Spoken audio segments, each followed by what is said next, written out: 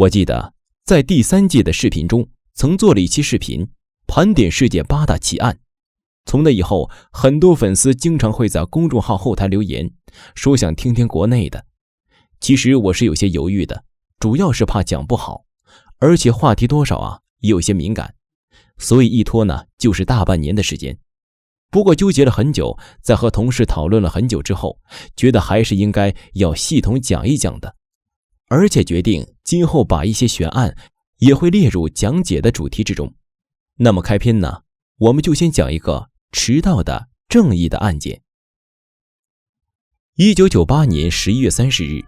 上完夜班的崔金平神色疲惫地从厂里出来，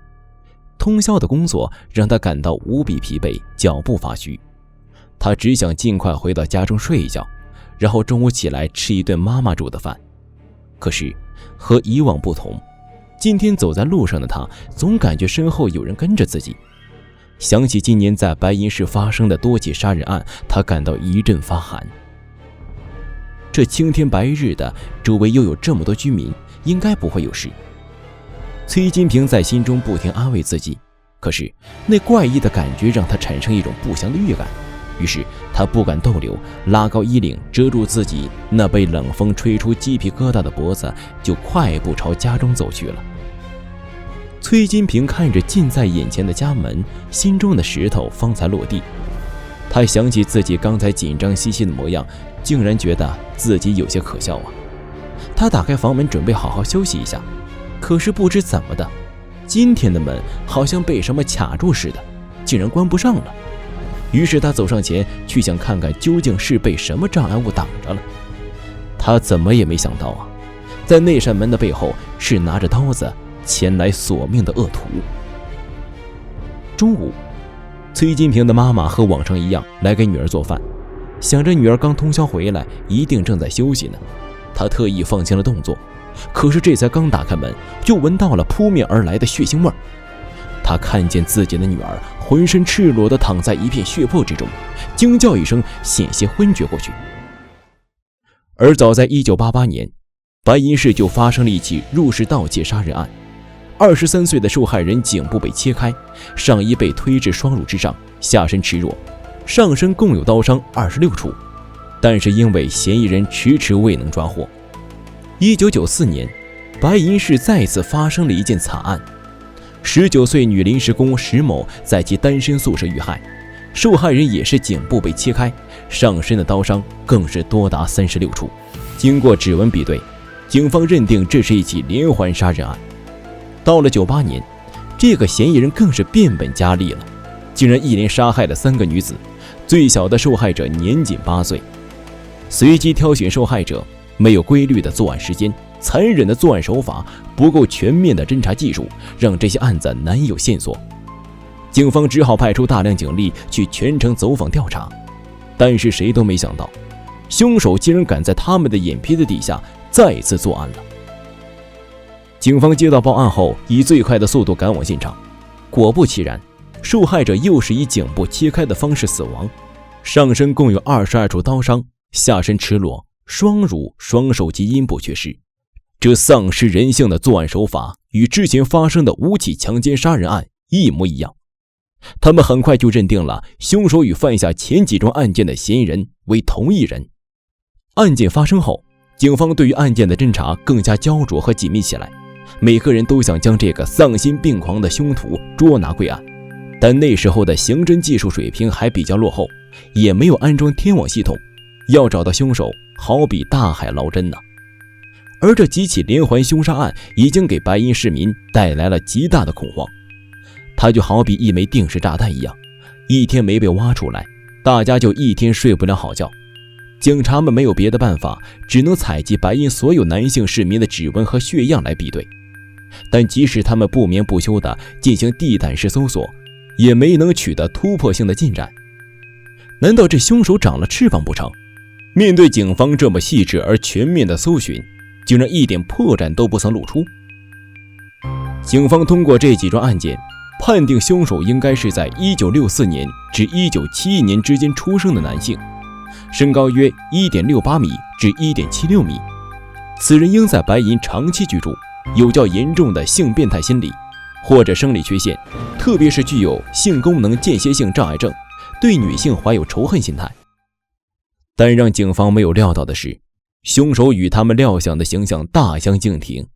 真正的凶手并不是独来独往、面相凶狠的矮小男子，相反的，这个名叫高成勇的男子出生于兰州农村，在生活中是大家口中的大孝子、贴心丈夫和好爸爸。老实而平凡的外表根本没办法让人联想到他就是那个泯灭人性的杀人狂魔。狡猾的高成勇作案时并没有居住在白银市区，而是住在老家兰州榆中县，每次作案就从榆中县到白银市区，做完案就回家继续生活。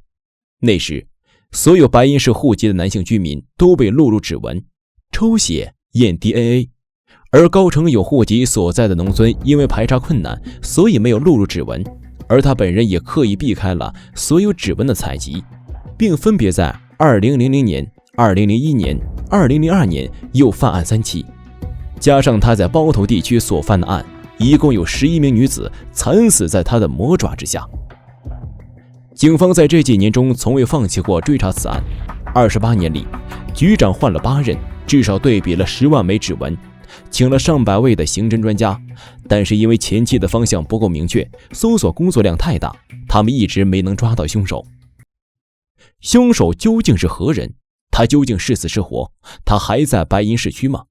哪日可以将他抓获，还那些无辜死者一个公道？这些问题紧紧缠绕着办案人员的心。这起跨越了14年的案件，整整带着11条血淋淋的人命，所以即使希望再渺茫，他们也不能放弃追查。而这一查又是14年，直到2016年3月，公安部刑侦局将白银包头两地案件并案，确定为甘蒙 8.05 系列强奸杀人残害女性案，并对此展开新一轮侦破工作。他们先后4次带领刑侦专家赴白银市、包头市研讨案件，认真分析犯罪嫌疑人特征，对其活动区域进行科学判定，确定了利用新科技手段对原有生物物证再利用的主攻方向。也正是这一次的研讨结果，对案情起到了关键性推动作用。高成勇的一个远房堂叔因为行贿被监视拘留，按照流程，他的血样也要采集入户。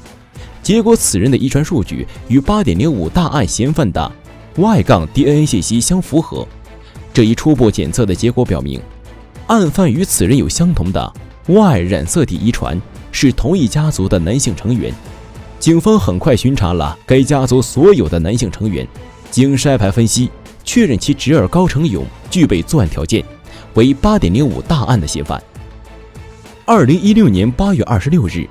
办案民警在白银市工业学校一小卖部内将高成勇抓获。经初步审讯，犯罪嫌疑人高成勇对其在1988年5月至2002年2月间实施强奸杀人作案11起，杀死11人的犯罪事实供认不讳。这桩拖了20多年的悬案终于告破，受害者的在天之灵终于得以安息，家属的伤痛也得以慰藉。被杀人狂魔的恐怖阴影笼罩了数十年的白银市终于得以平静。地狱空荡荡，魔鬼在人间。世界之大，总会出现一些像高成勇这样泯灭人性的恶魔。但老烟斗认为，就与我们的民间传说一般，如果世上有恶鬼，那举头一定有神明；如果我们身边有穷凶极恶之徒，那一定也存在着可以制服他的人。就如大家所说，正义也许会迟到，但绝不会缺席。对此你怎么看呢？最后，对南大碎尸案感兴趣的朋友，可以关注我的官方公众号老烟斗或者新浪微博老烟斗鬼故事。咱们下周5不见不散。